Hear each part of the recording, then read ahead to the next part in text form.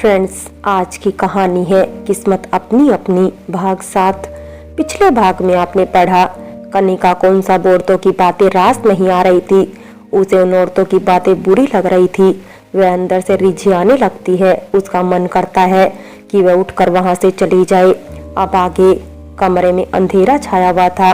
खिड़की के छोटे छोटे छेदों से रोशनी आ रही है। प्रकाश के कुछ छींटे कनिका के चेहरे पर पड़ रहे हैं, जो वह कोने में बैठी फोन पर कमल से बातें कर रही है। कोई कुछ कहता नहीं है, सब अच्छे लोग हैं। बापूजी भी बहुत सीधे हैं। मम्मी जी पूरा ध्यान रखती है मेरा। सब मुझे बहुत प्यार करते हैं और मैं बदले में उन्हें कुछ नहीं दे पाती हूँ। कनिका मायूसी भाव से फोन पर कमल से कहती है।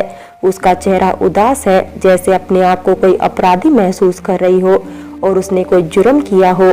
तो फिर समस्या ही क्या है? जब सब इतने अच्छे हैं तो फिर तुम भी अच्छी बन जाओ ना। क्यों अपनी अच्छी खासी जिंदगी को बर्बाद करने में तुली हुई हो? तो कमल फोन के दूसरी तरफ से कहता है तो वह खामोश हो जाती है और उसकी नजर दीवार पर लगी रोहित की फोटो पर ठहर जाती है। वह उसे मायूसी से देखने लगती है। कनिका, तुम्हें सबसे पहले अपने दिमाग को ठीक करना होगा और फिजूल की बातों को निकालना होगा। कमल समझाते हुए कहता है, नहीं कमल, ये सब इतना आसान नहीं है। मैं इस घर के लिए सही नहीं हूँ। ये अच्छे लोग हैं, सब मेरा बहुत ख्याल रखते हैं और मैं इस घर को अभी तक अपना नहीं मान पाई हूँ। तो कनिका रिझाते हुए कहती है, ये तुम्हारा भ्रम है। वो सब तुम्हारे अपने हैं और तुम्हें उन्हीं के बारे में सोचना चाहिए। कमल उसे फोन पर कहता है, नहीं कमल, मुझसे नहीं हो पा रहा है। मैं किसी को खुश नहीं रख पा रही हूँ। तो कनिका सिसकते हुए कहती है। उसकी आंखों से आंसू बहने लगते हैं। उसे दुख होता है। जो हो चुका है उसे बदला नहीं जा सकता, इसलिए जो तुम्हारे पास है उसे खोने मत दो कनिका, और मुझसे बातें करना भी छोड़ दो। मैं नहीं चाहता कि तुम्हारी शादीशुदा जिंदगी में कोई दिक्कत आए। तुम खुश रहो और अपने लोगों को भी खुश रखो। कमल उसे बहलाते हुए कहता है, ताकि वह जीत छोड़ दे और अपने जीवन में खुश रहे। कमल, तुम नहीं जानते हो कि मेरे दिल पर क्या बीत रही है। मैंने कभी नहीं सोचा था कि मेरी शादी एक अपाहिज इंसान से होगी। मेरा दिल उन्हें स्वीकार नहीं कर पा रहा है, जबकि वो एक अच्छे इंसान है। मुझे कुछ भी समझ में नहीं आ रहा कमल, मुझे कुछ भी समझ में नहीं आ रहा। तो कनिका रोते हुए कहती है, कनिका, तुमने अपने दिमाग के चारों तरफ एक भ्रम की दीवार बना रखी है और तुम्हें लगता है तुम्हारे साथ अन्याय हुआ है, गलत हुआ है, जबकि ये तो जीवन की एक सच्चाई है और ऐसा किसी के साथ भी हो सकता है। कमल उसे फोन पर कहता है तो वह रोई जा रही है। कनिका, कोशिश करो कि सब संभल जाए और सबसे पहले मेरा नंबर डिलीट कर दो फोन में से भी और अपनी जिंदगी में से भी, फिर देखना सब ठीक होने लगेगा। बस इतना सा कर दो, कमल हिम्मत बांधते हुए कहता है। तो कनिका सोच में पड़ जाती है। कमल भी उदास होता है। वह भी उसे प्यार करता है, लेकिन वह स्वार्थी नहीं बनना चाहता। अपने फायदे के लिए कनिका की जिंदगी बर्बाद नहीं करना चाहता है। कनिका की आंखों से आंसू बहने लगते हैं, जैसे वह समझ चुकी हो कि कमल अब उसे कभी फोन नहीं करेगा। तभी रोहित कमरे में आता है तो वह हड़बड़ा जाती है और जल्दी आंसुओं को पोंछती है, जैसे रोहित ने उसकी और कमल की फोन की बातों को सुन लिया हो। लेकिन वह उसकी तरफ देखता भी नहीं और अलमारी में कुछ ढूंढने लगता है, जबकि वह समझ जाता है कि कनिका फोन पर किसी से बातें कर रही थी। उसके चेहरे पर साफ दिखाई दे रहा है कि वह कमल से बातें कर रही थी। रोहित को झंझनाहट सा महसूस होता है। उसे बुरा भी लगता है, लेकिन वह जाहिर नहीं होने देता और फिर वह गुस्से से बाहर की तरफ चला जाता है। उसके कदमों की तेज आहट से पता लगाया जा सकता था कि वह कितने गुस्से में है। रोहित हॉल से गुजरते हुए जा रहा था और वह अंदर से बहुत गुस्सा होता है। उसे सहन नहीं होता कि उसकी पत्नी किसी और से बातें करती है, प्यार करती है। ये एक पति के लिए बड़े ही दुख की बात होती है। रोहित, रोहित, कहाँ जा रहे हो? अम्मा पीछे से टोकते हुए पूछती है। अम्मा, रोज कहाँ जाता हूँ? दुकान जा रहा हूँ। तो रोहित थोड़ा बिगड़ते हुए जवाब देता है, हालांकि वह ऐसा करना नहीं चाहता था। अच्छा ठीक है, पर आज दुकान ना जाओ। अम्मा जी हाथ में कुछ कपड़े लिए हुए कहती है। क्यों अम्मा, कहीं और जाना है क्या? तो रोहित आश्चर्य से पूछता है। हाँ रोहित, इसीलिए तो कह रही हूँ, बहू को आए हुए बहुत दिन हो गए। उसे उसके मायके घुमाओ, बेचारी का मन बदल जाएगा। अम्मा जी उससे बातें करते हुए आंगन में आ जाती है। लेकिन अम्मा, दुकान में बहुत काम है, अभी नहीं जा सकते हैं। रोहित उनके पीछे जाते जाते हुए कहता है, 1-2 दिन की ही तो बात है, चले जाओ ना, बेचारी का मन बहल जाएगा। अम्मा जी खाट पर बैठते हुए कहती है, नहीं अम्मा, अभी मेरे पास समय नहीं है। तो रोहित मना करता है तो अम्मा जी उसका मुंह ताकने लगती है। आप हेमंत को क्यों नहीं भेज देती, इसी बहाने वह भी कनिका के परिवार वालों से मिल लेगा। रोहित अम्मा से कहता है, ताकि वे नाराज ना हो। तो फिर तुम ही बोल दो, वो हमारी बात नहीं मानेगा। हम तो बहू के लिए सोच रहे थे, ताकि उसे ये ना लगे कि हम बड़े मतलबी हैं। 2 दिन मायके में घूम फिर लेगी तो उसका मन बदल जाएगा। तो फिर अम्मा जी भी अपनी बात रखते हुए कहती है, अम्मा आप चिंता ना करो, मैं हेमंत को बोल देता हूँ, ठीक है। रोहित अम्मा से कहते हुए बाहर की तरफ चला जाता है।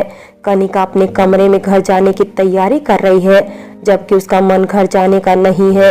वह अपने मायके नहीं जाना चाहती है।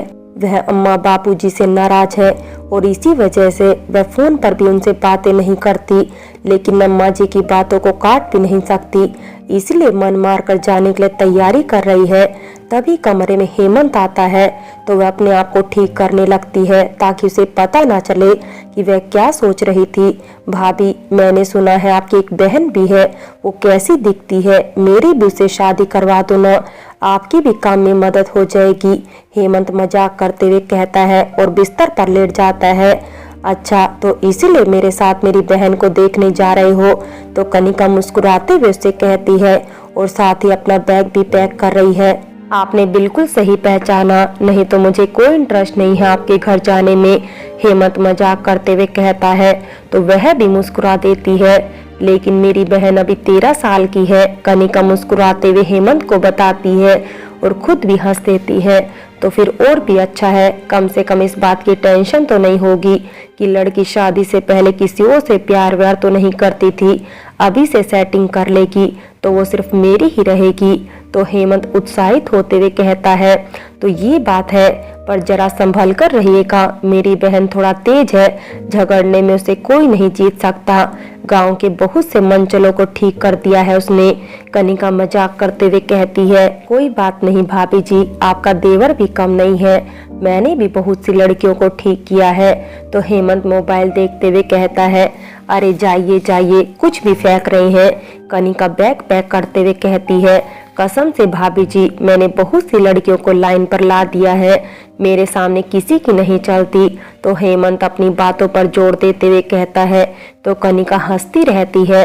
आंगन में अम्मा गेहूं को फैला रही है। रोहित जल्दबाजी में बाहर से आता है और सीधे कमरे की तरफ चला जाता है। कमरे में कनिका तैयार हो रही होती है। रोहित खांसते हुए अंदर आता है, जिसका मतलब कनिका समझ जाती है कि वह आ रहा है। कनिका ने गुलाबी रंग की साड़ी पहनी हुई थी, वह बहुत सुंदर लग रही थी। रोहित उसे एक नजर देखता है तो वह चोरी वाली नजर से उसी को देख रही होती है। ये कुछ पैसे रखे हैं, अपने लिए साड़ी खरीद लेना। रोहित रुपए का एक पैकेट बिस्तर पर रखते हुए कहता है, मम्मी जी ने पैसे दिए हैं, आप रहने दीजिए। तो कनिका धीरे से जवाब में कहती है, फिर भी अपने पास रख लो, पैसों की कभी भी जरूरत पड़ सकती है। रोहित उससे नजरें चुराते हुए कहता है और फिर वह उसे एक नजर देखता है और बाहर की तरफ चला जाता है। कनिका उसे देखती रहती है। उसे अजीब सा महसूस हो रहा था, जैसे वह कोई गुनहगार हो, उसने चोरी की हो। कनिका के मायके में मानसी दौड़ते हुए बाहर से घर के अंदर की तरफ जाती है। अम्मा जी रसोई घर से बाहर बर्तन लिए आती है। अम्मा अम्मा, दीदी का फोन आया था कि वो आज घर आ रही है हमसे मिलने के लिए। मानसी हाँफते हुए बताती है, उसकी खुशी का ठिकाना नहीं होता। अच्छा, तुमने पहले क्यों नहीं बताया, और साथ में दामाद जी भी आ रहे हैं क्या? अम्मा जी हैरानी से कहती है, उन्हें विश्वास नहीं हो रहा था। वो भी खुश होती है और चिंतित भी होने लगती है। नहीं, उनके छोटे भाई आ रहे हैं, मानसी हाँफते हुए बताती है। कितना गंदा घर है, देखेंगे तो क्या कहेंगे। तो जल्दी से झाड़ू लगाकर साफ कर दे और हम खाने की तैयारी करते हैं। हाँ, अम्मा जी बड़बड़ाते हुए कहती है।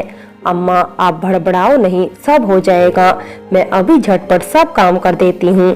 ठीक है। तो मानसी बहलाते हुए अम्मा से कहती है और खुशी के मारे हंस देती है और बापूजी को भी फोन करके बता दे कि बाजार से कुछ अच्छा नाश्ता ला देंगे।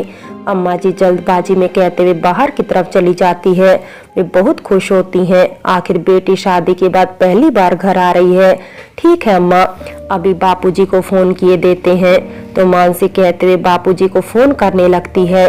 गांव के सड़क पर बकरियों का झुंड जा रहा है। हेमंत बाइक चलाते हुए बकरियों के बीच से आगे निकल जाता है तो पीछे बैठी कनिका मुस्कुरा देती है। उसे हेमंत का साथ अच्छा लगता है। भाभी जी, आप इतना खोई खोई क्यों रहती हैं? आप खुद से बोर नहीं हो जाती? मतलब आदमी को हंसते मुस्कुराते हुए रहना चाहिए। हेमंत आईने में भाभी को देखते हुए पूछता है, हंसते तो है ना? अब लड़कियों का ज्यादा हंसना भी तो अच्छा नहीं लगता ना। तो कनिका मुस्कुराते हुए जवाब देती है, तो फिर थोड़ा बातें बातें करिए।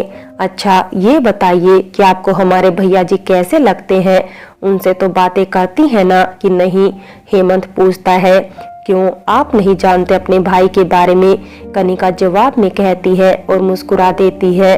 मैं तो आपसे पूछ रहा हूँ ना कि आपको वो कैसे इंसान लगते हैं।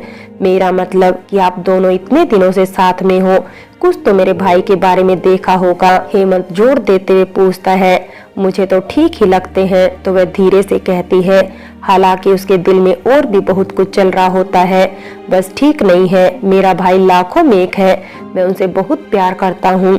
जिस दिन उनकी शादी हो रही थी मैं बहुत रो रहा था। अगर मेरे एग्जाम ना हो रहे होते तो मैं कभी भैया की शादी मिस नहीं करता। वो मेरे लिए बहुत खास है। हेमंत बाइक चलाते हुए कहता है तो कनिका कोई जवाब नहीं देती। भाभी, कभी मेरे भैया से ऐसी कोई बातें मत करना कि उनका दिल टूट जाए। वो अपाहिज जरूर है लेकिन समझदार हम सभी से बहुत ज्यादा है।